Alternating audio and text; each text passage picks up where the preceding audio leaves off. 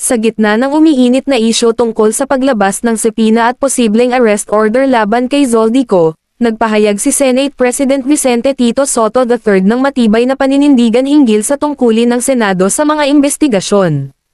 Ayon kay Soto, hindi umano mahalaga kung sino ang individual na pinadadalhan ng subpoena o pinaiilalim sa arrest order, ang mas mahalaga ay ang pagsunod sa proseso at pagtupad sa responsibilidad ng institusyon. Ipinaliwanag niya na bahagi ng tungkulin ng Senate President ang tiyaking na ipapatupad ang kapangyarihan ng Senado sa pagsasagawa ng inquiries in aid of legislation, lalo na kung may mga taong umiiwas na humarap sa komite.